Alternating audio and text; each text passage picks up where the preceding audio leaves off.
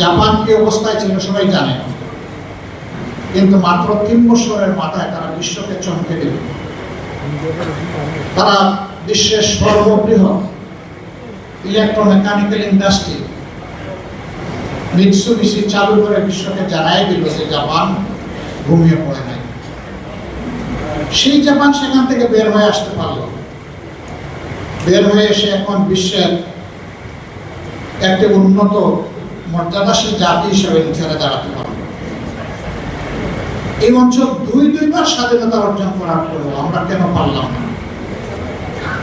এই না পারার কারণ আমাদের সাধারণ জনগণ নয়। এই না পারার কারণ হচ্ছে নেতৃত্বের ব্যর্থতা, লোভ, অদূরদর্শিতা এবং সীমাহীন দুর্নীতি। দুর্নীতি শুধু টাকা পয়সা হাতলালে হয় না, হ্যাঁ এটাও দুর্নীতি।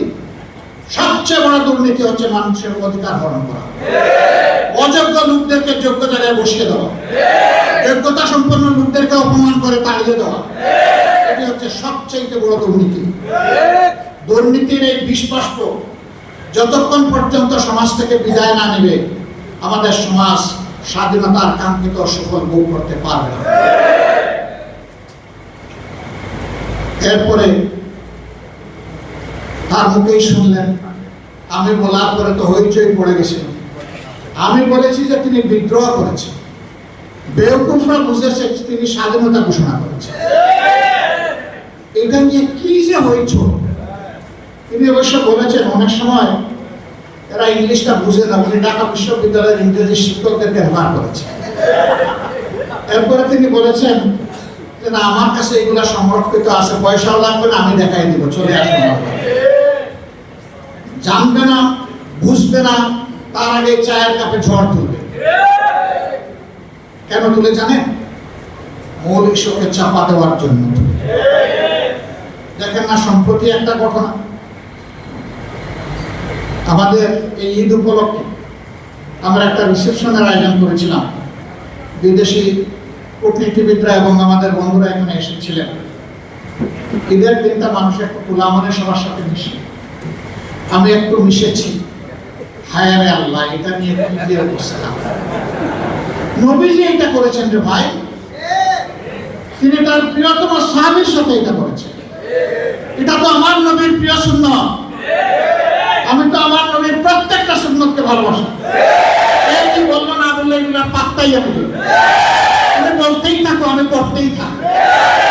হ্যাঁ, মানুষ হিসাবে যদি ভুল করি অনুতপ্ত হবো, ক্ষমা চাইবো, কোনো অসুবিধা নাই।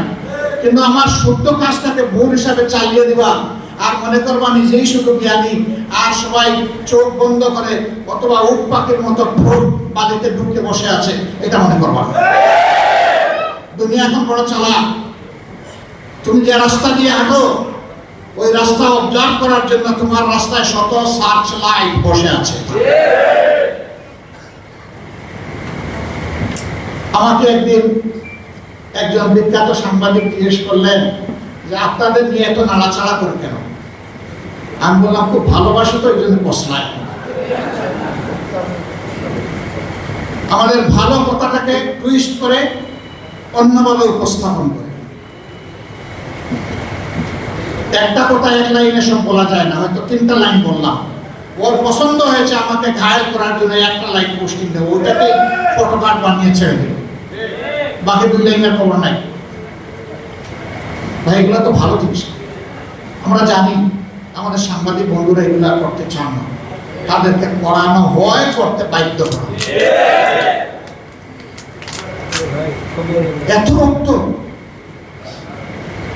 71-এর ত্যাগ, 24-এর ত্যাগ, এই সবগুলো তো ম্লান হয়ে যাবে যদি ভালোকে ভালো হিসাবে পুরস্কৃত করা না হয় আর মন্দকে যদি দমন করা না হয়। আমরা কি দেখছি? আমরা দেখছি পরিবর্তিত বাংলাদেশ। শাসন ক্ষেত্রে শাসন বদলেছে, কিন্তু শোষণের ধারা বদলায়নি। ইতিমধ্যে যে সমস্ত লক্ষণ ফুটে উঠেছে আপনারা সবাই পরিষ্কার। সর্বশেষ যেটা পেরেক মারা হচ্ছে, একটা গণতান্ত্রিক ধারা চালু হোক, এই জন্য এই নির্বাচনের ফলাফল নিয়ে আমাদের অনেক কষ্ট আছে। সব কষ্ট চেপে আমরা বলেছি আমাদের দেশটা গণতান্ত্রিক ট্রেন হিসাবে রেল লাইনের উপরে উঠুক, চলুক, সামনের দিকে চলুক, আস্তে আস্তে ঠিক হয়ে যাবে। তো উঠাই দিলাম। এই উঠাই দেওয়ার পরে এখানে প্রশাসক, ওখানে প্রশাসক, ওখানে প্রশাসক, এটা তো সংবিধান বিরোধী। পরিষ্কার, আপনি সংবিধানের কথা বলতেছেন, ওই সংবিধানই তো লেখা আছে স্থানীয় সরকারের সকল স্থলে একমাত্র নির্বাচিত প্রতিনিধিরাই তারা দায়িত্ব পালন করবে। এদেরকে কে নির্বাচন করবে? এরা দলীয় আনুগত্যের ভিত্তিতে বিভিন্ন জায়গায় লোকদেরকে বসিয়ে দেওয়া হচ্ছে, যাদের গাড়ি চাপিয়ে দেওয়া হচ্ছে। আমরা এগুলো মানি না। আপনি সংবিধানের এক অংশ মানবেন, আর এক অংশ মানবেন না। ভারী মজা। একটা অর্ডারের ভিত্তিতে দুইটা ভোট একই দিনে হয়েছে। আপনি বুঝতে মানেন, কিন্তু জোর খাইতে রাজি না। একই তরকারি, একই বাসনে পাকানো হয়েছে, গোস্তটা খেয়ে নিলেন, বলতেছেন জুলটা হারাম। তো ওই গোস্ত তো চুলের ভিতরে পাকানো হয়েছে, তাহলে এই গোস্ত হালাল হয় কিনা? ওইটা হারাম।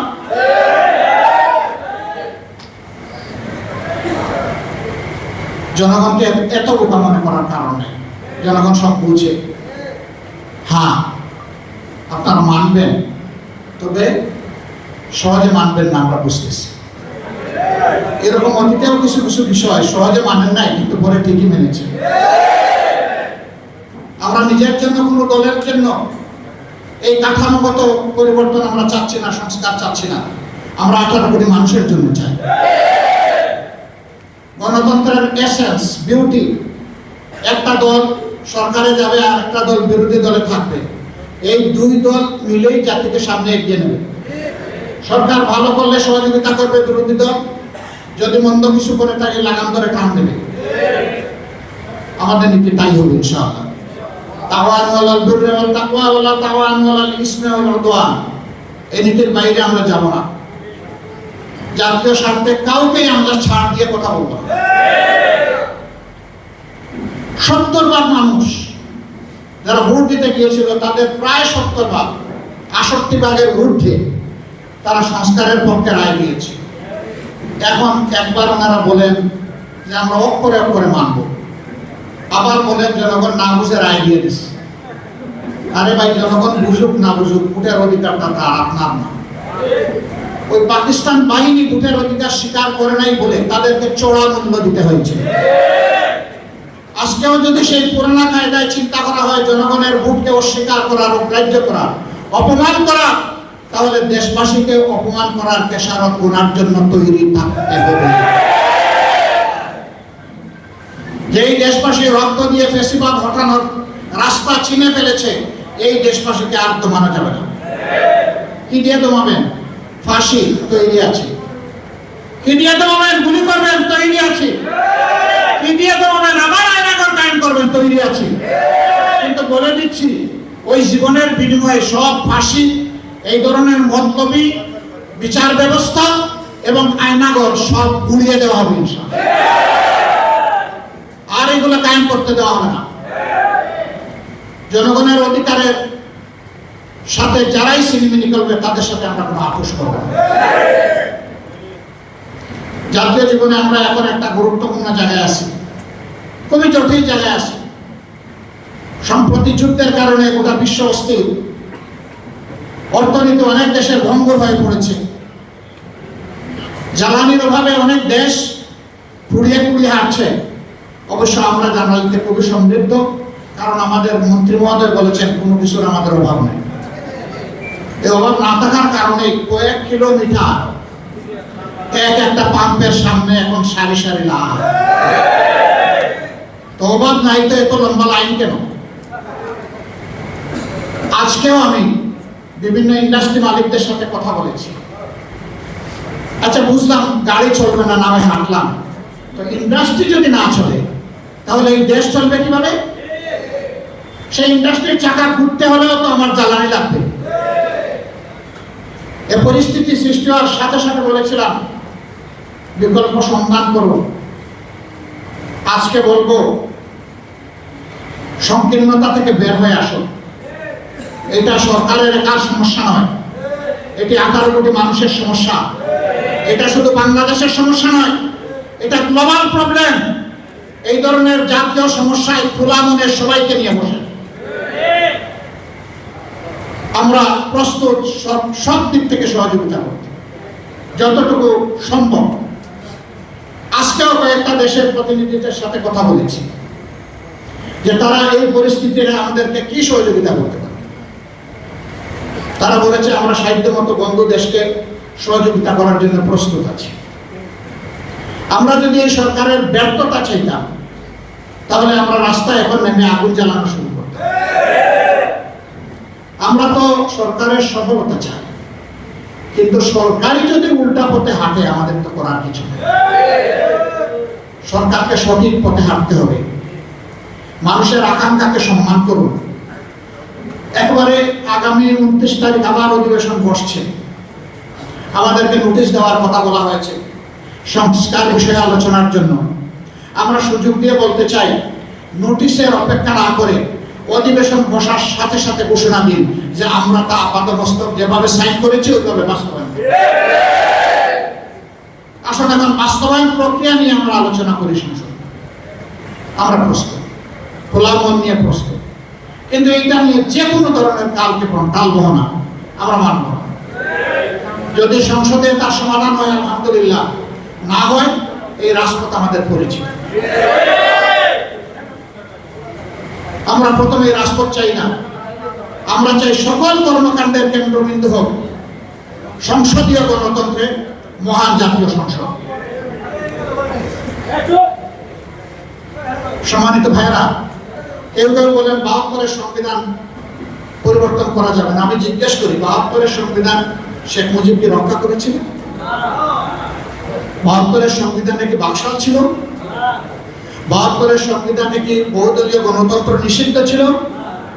যে শেখ মুজিব নিজেই 72-এর সংবিধানকে জায়গায় রাখলেন না, আপনি নতুন প্রেমিক থেকে আসলেন।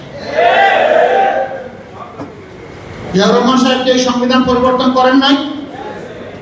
মরহুম নেতা এম.কে. আনোয়ার এই জাতীয় প্রেস ক্লাবে এই হলে বসে তিনি একটা আলোচনার সময় বলেন নাই যে জনগণের সরকার কায়েম হলে এই সংবিধানকে আমরা ছুঁড়ে ডাস্টবিনে ফেলে দেব?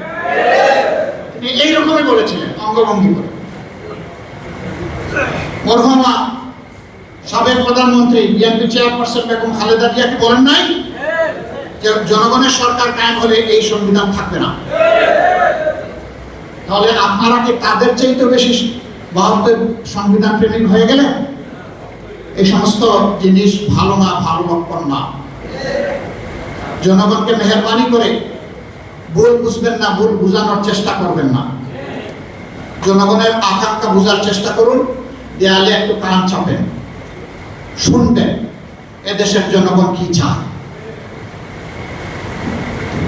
যদি এই সংস্কারকে মেনে না নেওয়া হয়, তাহলে মিনিমাম 1400 শহীদ যারা হয়েছে তাদেরকে অপমান করা হবে, হাদিদেরকে অপমান করা হবে, আবরার ফাহাদকে অপমান করা হবে, ফেলানীর ঝুলন্ত লাশের সাথে অপমান করা হবে। এ কাজ করতে যাবেন না। বেঁচে থাকা জিন্দা শহীদ জুলাই যোদ্ধারা তারা এটা মেনে নেবে না। জুলাই যুদ্ধ 100 নয়, 200 নয়, 1000 নয়, 10,000 নয়, 1 লাখ নয়, 2 লাখ নয়। জুলাই যুদ্ধ ছিল কোটি কোটি মানুষের বিরুদ্ধে অবস্থান নেবেন না। মেহরবানি করে জন আকাঙ্ক্ষার প্রতি সম্মান করুন। আজকের এই মহান দিবসের আলোচনায় সবাই আমি বুক করে সরকারকে সেই আহ্বান জানাতে চাই। আর জাতীয় জীবনে যে কঠিন সময় এসেছে, খোলা মন নিয়ে উদারতা দেখিয়ে আমাদেরকে ডেপুটি স্পিকার দেওয়ার দরকার নেই। উদারতা দেখিয়ে জাতীয় সমস্যা সমাধানে এক জায়গায় একসাথে বসে।